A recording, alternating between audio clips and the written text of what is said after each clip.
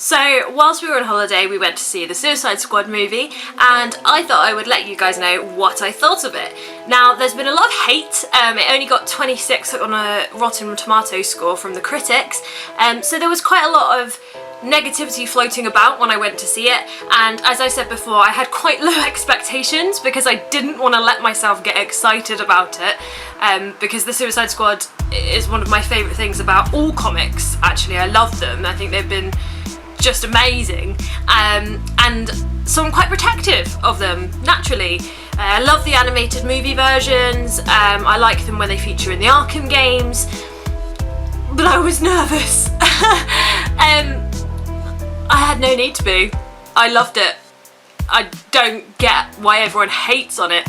There are a couple of things that I would change. It's not a perfect movie, of course, but I loved it.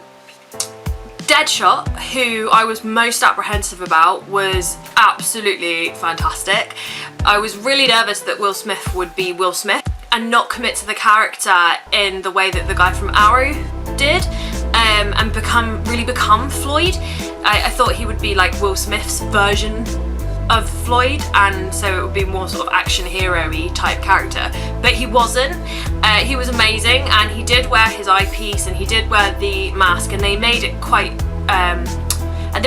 sensible for why he didn't wear that mask all the time. And I'm not going to spoil it for you if you haven't seen it, but beforehand I was worried that he wouldn't wear it at all because he's Will Smith and they wouldn't want to hide his face, but actually they worked it into the story, so that was cool and I was okay with that.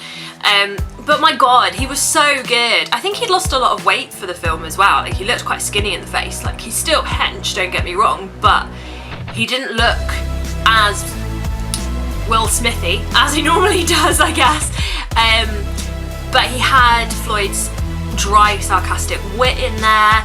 He had his air of like old gentleman gone wrong. I think that's the way I would describe Floyd Lawton. And he did it. He did really, really well. And his relationship with Harley Quinn was really cool, and you could see that there was a spark there. They didn't go down the route of Harley Quinn and Deadshot hooking up, but there was definitely a spark there, and I think that the chemistry between Margot Robbie and Will Smith was fantastic. I know they worked on that other movie together beforehand, so they already had that connection, which worked really well in this movie. So thank you, other movie, for giving us that. Now let's talk about the lady herself, Margot Robbie as Harley Quinn. You guys know that I am a huge Harley Quinn fan. I've done loads of cosplays as Harley Quinn, and I just adore her. She's been one of my favourite characters for like 20 years, if she's been around for 20 years. Whenever she was first introduced to the animated series, I just thought she was amazing.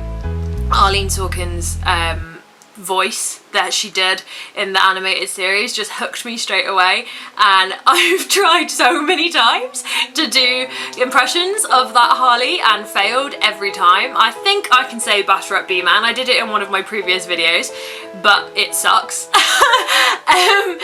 But yeah, it's always been something that I've loved about the DC universe, is the female characters. I think they're hilarious, and Harley is the best of all of them. I do love Barbara Gordon for other reasons, but for me, Harley is the best character. And Margot Robbie nailed it. She absolutely nailed it.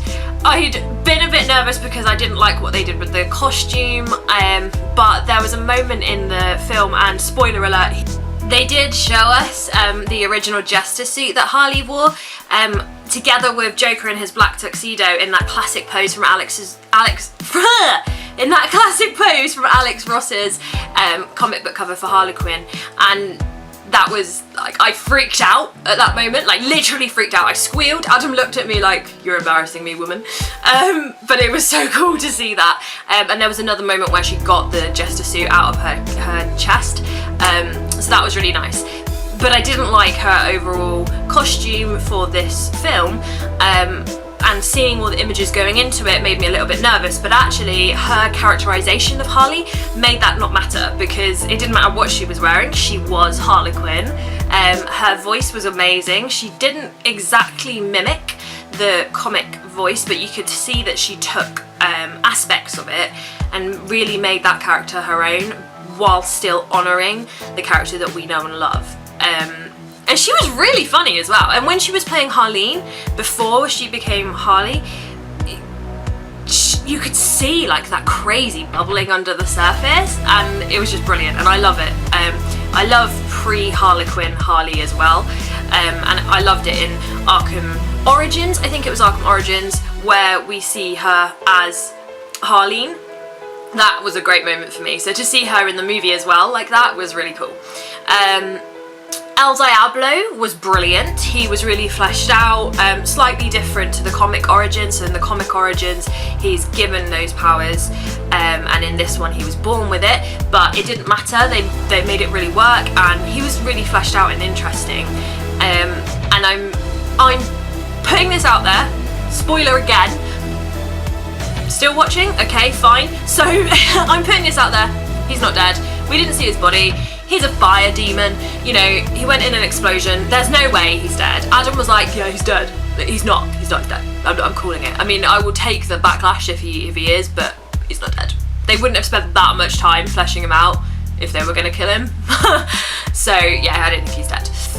The main problem for me, I would say, is the fact that Croc was small. And I have said this beforehand, and if you know me, you know I've ranted about this a bit, but Croc is supposed to be huge, and you made him smaller than Deadshot. Why? Like, if you really wanted that actor to play Croc, why not put him in a morph suit and then do the little dotty things that you do and make him CG? It's possible, you could have done it. Look at King Shark in The Flash. I mean, that was a low budget, and they just smashed it. Like, King Shark looks epic. So, you know, with a TV budget, if they were able to do that, why couldn't the movie, with a huge budget, make Croc look the way Croc should look? He didn't look like he would be a threat to Batman at all in that universe, and Croc is one of the stronger villains. So that was a little bit disappointing. However, the actor was really funny. There were some great moments in there where he just was sarcastic and dry, and I loved that. So well done to that guy for that. But I think it was a shame they didn't make him really big.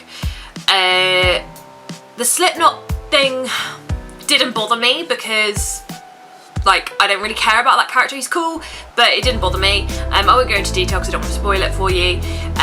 But what did bother me a little bit was Captain Boomerang. They didn't seem to edit it very well, so in the end, there was a few things that didn't quite make sense with the way that it was cut together, and I'm hoping that when the DVD release comes out, we'll have that extra footage that will make sense.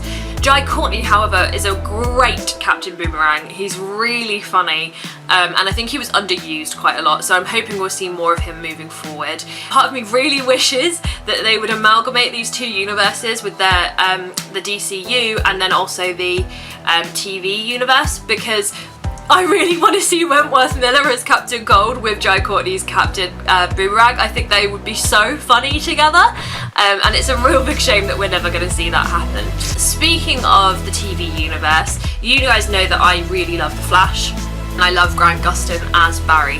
So I've never been that supportive of the casting of Ezra Miller, but I will eat my words and say he did a pretty good job in his cameo. It was awesome to see the Flash in action. I'm still a little bit on his suit. I think they're going for an Injustice version of the suit, but to me it looks like a bad Iron Man suit, and until I've seen it kind of in its own light, yeah. But Ezra Miller did pretty cool, so that was okay, and I'm kind of eating my words a little bit on the fact that I thought that was bad casting, and I'm hoping that I'll continue to eat my words on that and he will surprise me. What else? Oh, okay, can't believe I didn't start with this, but Leto. Yes, buddy! I'm a huge 30 Seconds to Mars fan, and when I found out that he was being cast as the Joker, I was one of the people that was really excited. Don't get me wrong, I did like Heath Ledger's Joker, but and I'm gonna get hate for this, but I feel like it was made to be better than it was because he passed away. I'm not saying it was a bad Joker, because he was brilliant. He was a really, really good Joker, and I think what he brought to the character was interesting, it was fresh, it was new, and it was relevant to the era that it was made. But I do think that people make him out to be better than he was because he died. I loved him. I grew up with 10 Things I Hate About You, man. Like, Heath Ledger, A Knight's Tale. Yeah, I love him, but for me, he was overhyped. So everyone was like, oh, Leto's never gonna be as good as Heath Ledger and blah, blah, blah, blah. Suck it. He was amazing. Suck it. He was so good. And I don't think the tattoos mattered because the way they molded the Joker in this universe made the tattoos relevant to his character. His hand tattoo that had the smiley face on it was awesome. It worked really well with him. The teeth were the thing that I was most apprehensive about with his character design rather than the tattoos. And actually they worked really well with like the gangster dark sort of take that they took on him. And he was just incredible. I cannot wait to see more of him moving forward. Like, I just can't wait. I did notice that in the Harley Quinn file that Amanda Waller had, you saw that she claims to have killed Jason Todd.